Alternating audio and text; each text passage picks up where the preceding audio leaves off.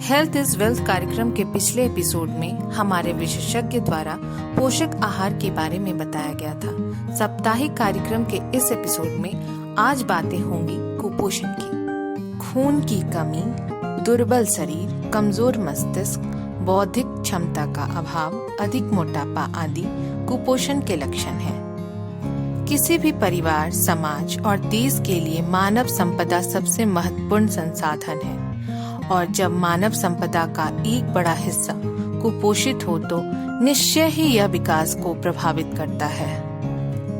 देश में कुपोषण के आंकड़े बेहद भयावह हैं ही, हमारे राज्य में भी स्थिति चिंताजनक है। यहाँ 43% बच्चे कुपोषित हैं, 2/3 बच्चे और महिलाएं एनीमिया के शिकार हैं। कुपोषण के इस बड़ी जन समस्या के बारे में और विस्तार से आइए जानते हैं हमारे विशेषज्ञ डॉक्टर विकास से।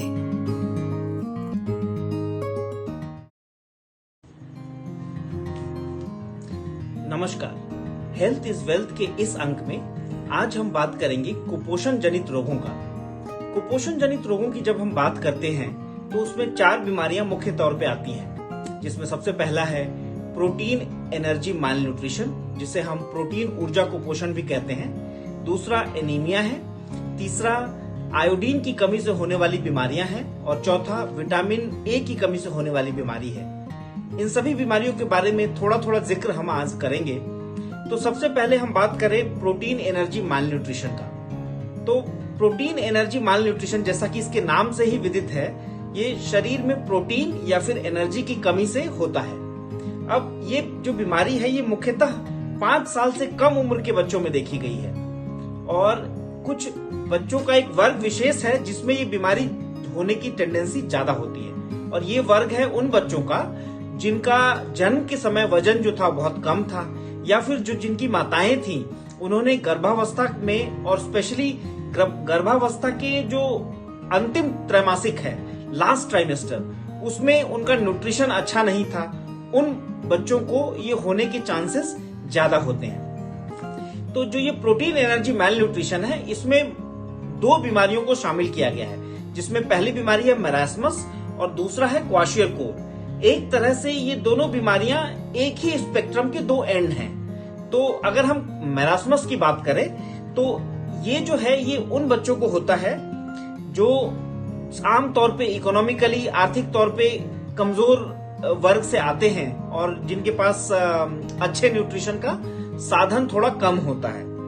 ये जो उसके अलावा जो ये बच्चे होते हैं मैरास्मस के, उनका वीनिंग ठीक से नहीं किया जाता, यानी कि जब ये ब्रेस्ट फीड, जब स्तनपान खत्म होता है उसके बाद जो पूरक आहार इनको मिलना चाहिए वो ठीक से नहीं मिलता। या तो ये पूरक आहार ठीक से नहीं मिलता या फिर जो स्तनपान है उसकी अवधि सही नहीं होती है, उनको समय से पहले ही स्तनपान उनका बंद करा दिया जाता है। तो ऐसे बच्चों को इन्फेक्शन होने के चांसेस ज्यादा होते हैं और फिर इन्फेक्शन के साथ एक विशियस साइकिल शुरू हो जाता है जिससे बहुत तरह की बीमारियां आती हैं। तो मैरास्मस में अगर हम देखें तो बच्चों का एक सर्वांगीण विकास रुक जाता है। इसमें उसकी शारीरिक वृद्धि रुक जाती है, उसका मानसिक और बौद्धिक विकास रुक जाता है और शरीर बिल्कुल कमजोर हो जाता है। बल्कि इसको यहां तक डिस्क्राइब किया गया है कि the child looks to have only skin and bone, यानी कि बच्चे में सिर्फ त्वचा और हड्डियां होती हैं, इसके अलावा कुछ नहीं दिखता है। ये इस तरह का इसमें कुप्रभाव रहता है बच्चों को। तो एक तरह से कहें तो बच्चे का फेलियर टू थ्राइव हो जाता है। कहने का मतलब है कि बच्चे का किसी भी तरीके से ठीक से विकास नहीं होता है। तो आप समझ सकते हैं कि ये कितनी गंभीर बीमारी है। उसी तरह से अगर हम बात करें तो क्वाशियरकोर नाम का बीमारी भी इसमें शामिल किया गया है। क्वाशियरकोर ये जो शब्द है ये खाना की एक जनजातीय भाषा से आया है, जिसका मतलब ये है कि the sickness the older child gets when the next baby is born. तो कहने का मतलब है कि जब बड़े बच्चे को पूरी तरह से पोषण ठीक से नहीं मिल पाता, इस वजह से क्योंकि छोटा बच्चा आ गया है और उसका भी पोषण करना है मदर को, तो उसमें जो उसकी वजह से जो तकलीफ होती है वो ये क्वाशियरकोर के रूप में दिखती है।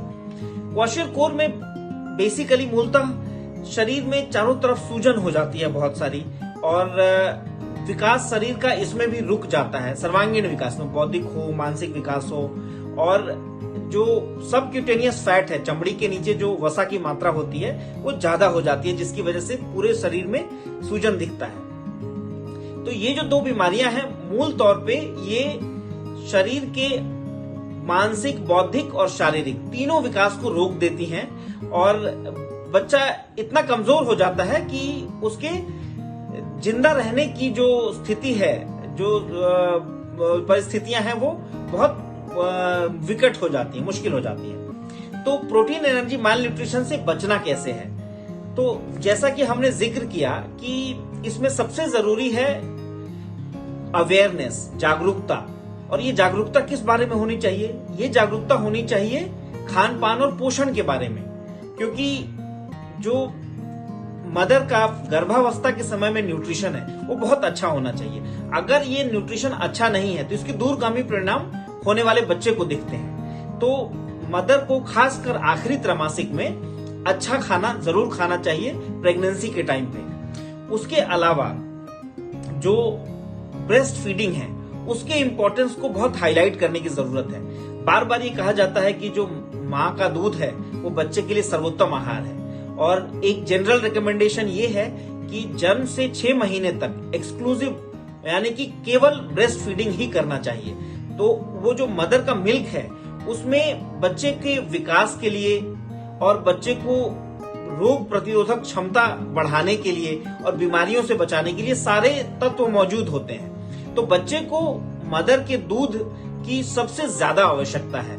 तो ब्रेस्ट फीडिंग का जो महत्व है उसका जितना भी हम उसको एम्फोसिस करें वो शायद कम है, क्योंकि इसके जो फायदे हैं वो अनगिनत हैं। तो कुपोषण जनित रोगों से बचाने के लिए मदर को ब्रेस्ट फीडिंग किस तरह से करना है, कितने समय तक करना है, ये सब की अच्छी जानकारी होनी चाहिए, और पर्याप्त मात्रा में बच्चे को ब्रेस्ट फीडिंग करना है। ये एक सबसे इम्पोर्टेंट फैक्टर है इस बीमारी को बचाने में। इसी तरह से जो पूरक आहार है वो गुड वीनिंग प्रैक्टिस होनी चाहिए, यानी कि पूरक आहार, ब्रेस्ट फीडिंग जो है वो समय से पहले बंद नहीं करना है, और जो पूरक आहार हम शुरू करते हैं उसमें न्यूट्रिएंट्स यानी कि पोषण के सभी तत्वों की सही मात्रा होनी चाहिए, जिससे कि बच्चे का विकास अच्छी तरीके से हो।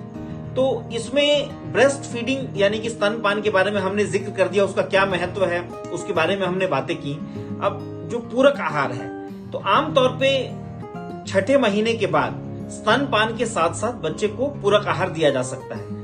और ये जो पूरक आहार है इसके लिए कोई बहुत ज्यादा महंगी चीजें बाजार से खरीदने की जरूरत नहीं होती। जो खाने की चीजें घर में मौजूद हैं, चावल है, दाल है, सब्जियां हैं, फल हैं, इन सब चीजों से हम बच्चे के खाने की शुरुआत कर सकते हैं। बस शुरुआत में 6 से 8 महीने तक में थोड़ा सा बच्चे को ये मैश्ड फॉर्म में यानी कि सेमी सॉलिड या लिक्विड टाइप के फॉर्म में देना पड़ेगा।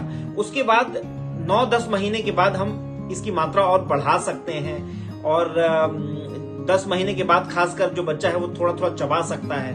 तो इस तरह से हम जो अपने घर के खाने हैं उसी को हम बच्चे को सही मात्रा में, बच्चा जितना टॉलरेट करता है उतना खिलाते रहें, तो वो ही सारे कुपोषण जनित रोगों को बचा सकता है। तो ये छोटी छोटी चीजें हैं जिसका हमको ध्यान देना है कुपोषण जनित रोगों से बचने के लिए। इसके अलावा बच्चे को इन्फेक्शन से बचाना है। अब बच्चा पानी पीता है तो वो पानी बहुत साफ होना चाहिए। अगर बॉटल से पानी पीता है या बॉटल से दूध पीता है तो उसको सही समय पर स्टेरलाइज करना जरूरी है। तो जो इन्फेक्शन को बचाने की जो प्रैक्टिसेस हैं वो हमारी सारी चलती रहनी चाहिए, क्योंकि ये जो इन्फेक्शन छोटी उम्र में होगा तो बच्चे को उसका नुकसान बहुत ज्यादा होगा। इसी तरह से घर में हाइजीन और सैनिटेशन मेंटेन करके रखना है। इस चीज के महत्व को भी हमको समझना है, क्योंकि बहुत सारी बीमारियां सिर्फ अच्छा हाइजीन और अच्छा सैनिटेशन रखने से हमको नहीं होंगी। तो ये सारी चीजें जो हैं एक ओवरऑल सामाजिक चेतना का विषय है, जिसकी वजह से हम एक बहुत ही गंभीर बीमारी से बच सकते हैं। अब कुपोषण जनित रोग में अब हम बात करेंगे आयोडीन डेफिशिएंसी डिजीज की। तो आयोडीन जो होता है वो शरीर के लिए बहुत ही महत्व है इसका। कई हार्मोन्स को बनाने में इसका जरूरत पड़ता है। इसके अलावा बहुत सारी जैव प्रक्रियाओं में इसकी जरूरत पड़ती है। तो आयोडीन डेफिशिएंसी जनरली उन भौगोलिक इलाकों में पाई जाती है जहां पे बहुत ज्यादा रेनफॉल हो रहा है और उसकी वजह से जो मिट्टी की ऊपरी परत है उसमें जो आयोडीन की मात्रा होती है वो बह जाती है। तो फलस्वरूप ये उस रीजन में उसकी मात्रा ज्यादा देखने को मिलती है आयोडीन की कमी की।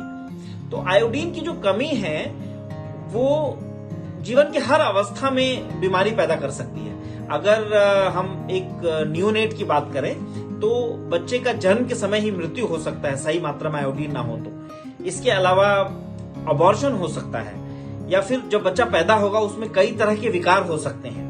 उसी तरह से बच्चे का जन्म के बाद जो वेट है वो बहुत कम हो सकता है। तो ये सारी चीजें तो सिर्फ न्यूनेट्स या बच्चा पैदा हो रहा है उसके टाइम की है। इसके अलावा जब बच्चा बड़ा होता है तो उसका जो मेंटल डेवलपमेंट है उसमें आयोडीन का बहुत रोल होता है। तो आयोडीन नहीं होगा तो मेंटल डेवलपमेंट नहीं होगा। ऐसे बच्चे क्लास में अच्छा नहीं कर पाते हैं, उनको समझने की शक्ति थोड़ी कम रहती है। इसके अलावा उनका ग्रोथ जो है हाइट कम रह जाता है, या फिर आंखों में स्क्विंट की समस्या हो सकती है, भेंगापन का रोग हो सकता है। इसके अलावा ग्वाइटर नाम की रोग हो सकती है जिसमें हमारे गले में एक सूजन दिखता है आयोडीन की कमी की वजह से। और एडल्ट में भी मेंटल डेवलपमेंट के साथ साथ शरीर में एनर्जी की कमी रहती है, लो एनर्जी स्टेट में आदमी रहता है। तो हम देख सकते हैं कि आयोडीन की जो कमी है उससे उसके जो प्रभाव हैं वो शरीर के विभिन्न तंत्रों पे पड़ते हैं। तो इसीलिए इस बीमारी की, इस कुपोषण की इस बीमारी से बचने की आवश्यकता है। और इसके लिए बहुत ही सिंपल तरीका है, आयोडाइज्ड सॉल्ट यानी कि आयोडीन युक्त नमक आजकल बहुत दिनों से बाजार में उपलब्ध है, उसका सेवन करना है। इसके अलावा आयोडाइज्ड ऑयल भी आता है जिसका सेवन करना है। तो सिर्फ जागरूकता थोड़ी रहेगी तो ये बीमारी बहुत आसानी से हम इस बीमारी से बच सकेंगे। इसके अलावा एनीमिया का हमने जिक्र किया है। एनीमिया एक जन स्वास्थ्य की बहुत बड़ी समस्या है और इसीलिए हमने एक पूरा अंक हेल्थ इज वेल्थ का एनीमिया पे डेडिकेट किया है। तो एनीमिया के बारे में जानने के लिए आप हमारे पिछले एपिसोड्स को देख सकते हैं। इसके अलावा अब बारी आती है विटामिन ए डेफिशिएंसी की। तो जो विटामिन ए की डेफिशिएंसी है वो मुख्यतः हमारे आंखों को प्रभावित करती है, जिसमें रतौंधी नाम की बीमारी, जिसको नाइट ब्लाइंडनेस कहते हैं, वो बीमारी हमको हो सकती है। इसके अलावा आंखों की कॉर्निया में कुछ धब्बे पड़ सकते हैं या फिर उसके अंदर अल्सर हो सकता है और यहाँ तक कि ब्लाइंडनेस भी हो सकता है। तो इसीलिए ये कहा जाता है कि विटामिन ए की जो कमी से जो ब्लाइंडनेस होती है वो प्रिवेंटेबल ब्लाइंडनेस का एक बहुत बड़ा कॉज है। विटामिन ए की कमी से जो ब्लाइंडनेस होता है वो बहुत ही आसानी से विटामिन के सप्लीमेंट्स देके हम उस अंधेपन से बच सकते हैं। तो क्योंकि इसका परिणाम बहुत भयावह होता है, हमको विटामिन ए की कमी से बचना है। तो विटामिन ए की कमी से बचने के लिए बहुत ही साधारण तरीका है कि हम विटामिन ए रिच फूड खाएं। इसमें अब विटामिन ए रिच फूड क्या क्या है, इसमें जो गहरे हरे रंग के जो सब्जियां हैं या फल हैं उनमें काफी प्रचुर मात्रा में विटामिन ए होता है। इसके अलावा जो येलो कलर के फ्रूट्स होते हैं या फिर नारंगी है उसमें विटामिन की अच्छी मात्रा होती है, विटामिन ए की। और अंडा, मांस और मछली में भी विटामिन ए की मात्रा होती है। तो ये तो हमारे भोज्य पदार्थों में ही हमको मिल सकता है, लेकिन इसकी चूंकि बीमारी ज्यादा थी तो इसीलिए गवर्नमेंट की पॉलिसी के तौर पे जितने जो वेजिटेबल ऑयल्स, बटर, घी है उसमें विटामिन ए को फोर्टिफाई, उसके अंदर विटामिन ए डाला जाता है जिससे कि आमतौर के भोज्य पदार्थों में ही हमको विटामिन ए मिल जाए। इसके अलावा जो विटामिन ए का जो देने का कार्यक्रम है, इसको इम्यूनाइजेशन के कार्यक्रम के साथ उसको मिला दिया गया है। इसमें मीजल्स का वैक्सीन जो कि 9 महीने में दिया जाता है, उस वैक्सीन के साथ विटामिन ए की खुराक दी जाती है। तो पहले खुराक में विटामिन ए का 1 लाख यूनिट दिया जाता है और इसके बाद 6-6 महीने के अंतराल पे 3 साल तक 2-2 लाख यूनिट दिया जाता है और कुल मिला के 9 lakh international unit of vitamin A का एडमिनिस्ट्रेशन किया जाता है। इससे जो ये विटामिन ए की कमी से होने वाली जो ब्लाइंडनेस है, जो अंधेपन का रोग है, वो इससे खत्म हो सकता है। तो आज हमने देखा कि किस प्रकार से सिर्फ भोजन के बारे में अपनी जागरूकता रख के हम काफी भयावह बीमारियों से बच सकते हैं। धन्यवाद।